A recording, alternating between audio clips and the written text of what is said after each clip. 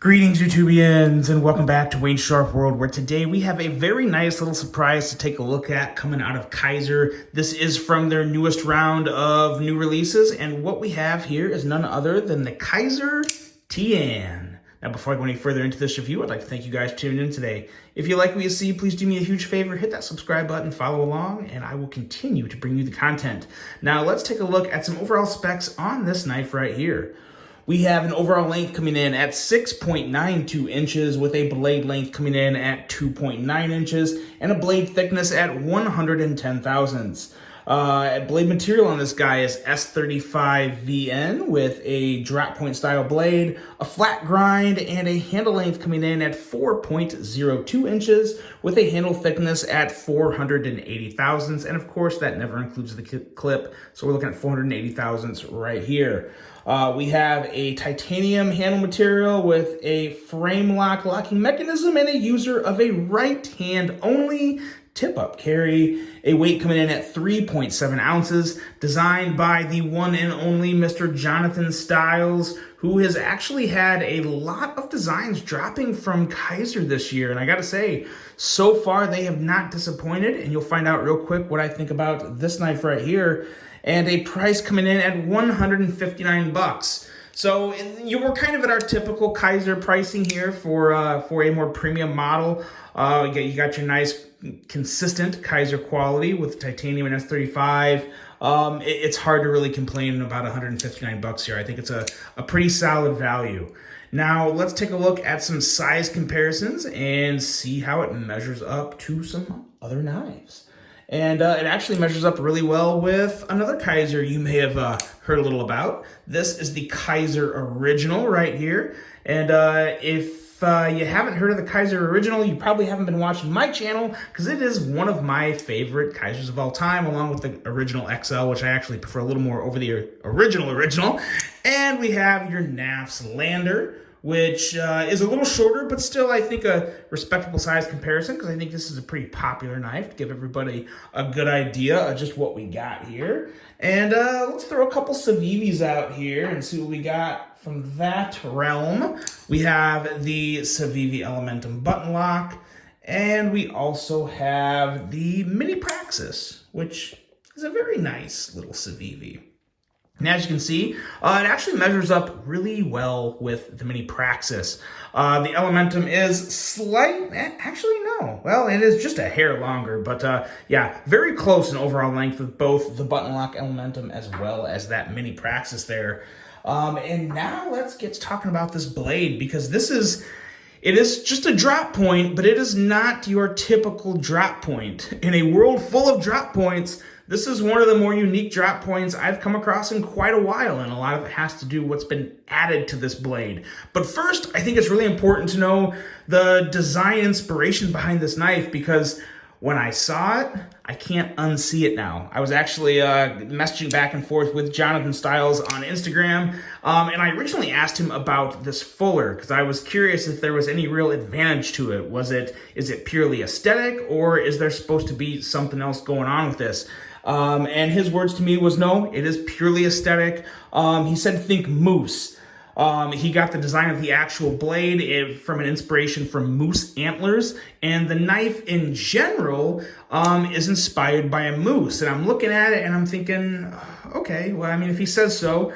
And I'm trying to find a moose. Like, where is a moose? I kind of get the whole antler thing, that made sense, but I'm like, moose, where's a moose? And then I saw it.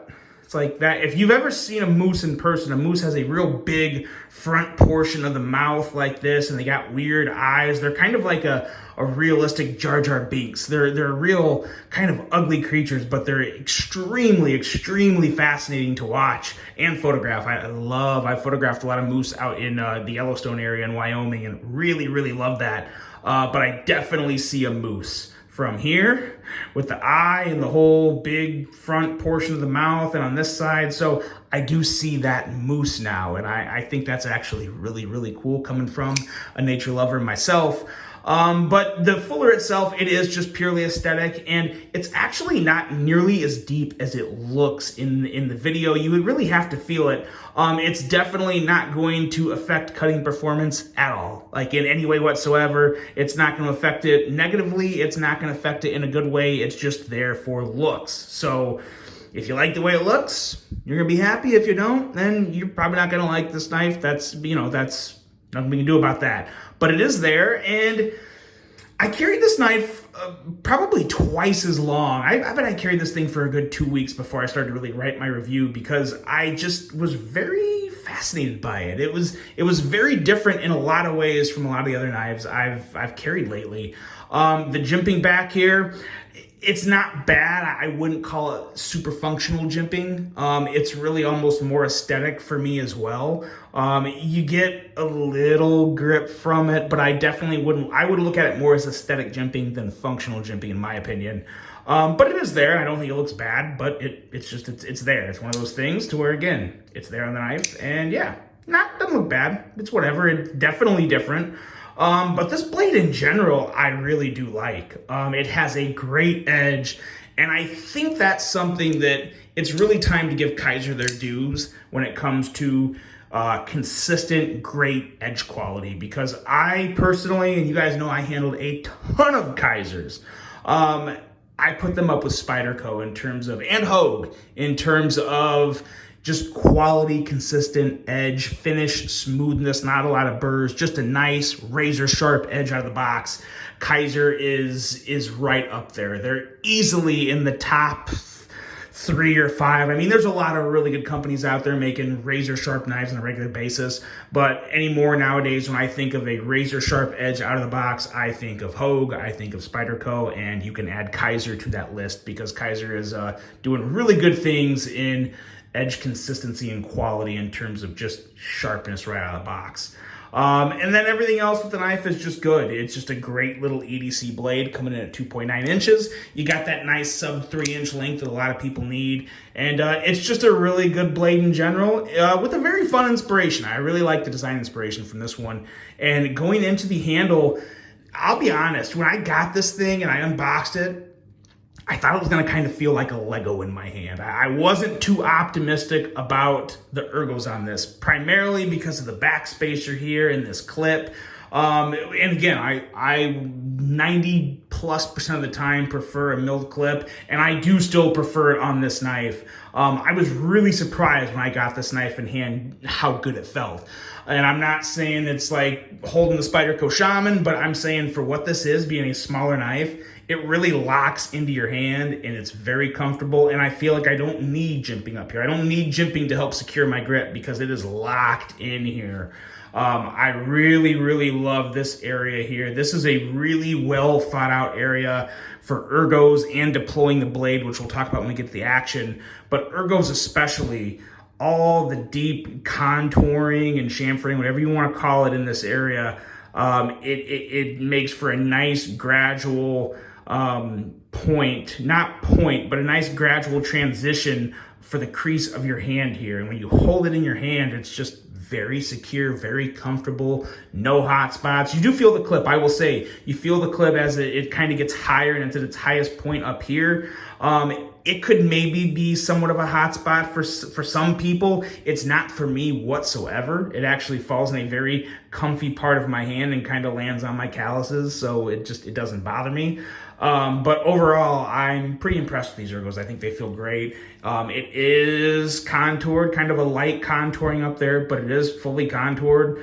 And there's just a lot of nice little details all throughout the handle for the milling lines, and I really like how the fuller like comes up to the top of the handle and kind of ends right here at this little rounded area. It looks good. It looks really, really good. Kizer did a good job with the fit and finish on this guy. And then on this end, you just have more detail. You kind of have this little, I don't even know what material that is. I'm willing to bet it's not titanium. It could be, I really don't know. But I really do like kind of the darker gray and powder blue colorway on this. I think that looks awesome. It kind of reminds me of a little throwback to some older Kizers, but at the same time, it really works on this one. It really does. I think the lines and the colors just go together really well. Backspacer's nice, clip works great. The quality of this inlay is really good. On another previous Jonathan Styles design, I had a blemish on the inlay here, and I kind of knew that was just a freakish, every once in a while you'll get something like that. Not the norm from Kizer, and I'm glad they kind of redeemed themselves there on that. This is perfect. No issue there. It is purposely raised up a little so you feel it. It's not supposed to be purposely smooth, but it looks pretty good. It's a nice little highlight to the knife, and I really do think this one looks really good. And this is one that you gotta get it in hand. You gotta grow on it. Don't knock it till you try it. This is actually probably the top of that list of a lot of the knives that I kind of give it that line that don't knock it till you try it. This is really one that has really pleasantly surprised me. Partly due to the design and the ergos, but so much of it has to do with this action. Very, very smooth action, and these thumb studs are incredible. I love middle finger flicking this knife. It's ridiculously smooth. And a lot of Kizer premiums are smooth, but the detent is really dialed in well on this, but you really have to split the action up between the thumb studs and the flipper, because the thumb studs, oh, you hear that deeper thwack? I love the thwack sounds this knife makes.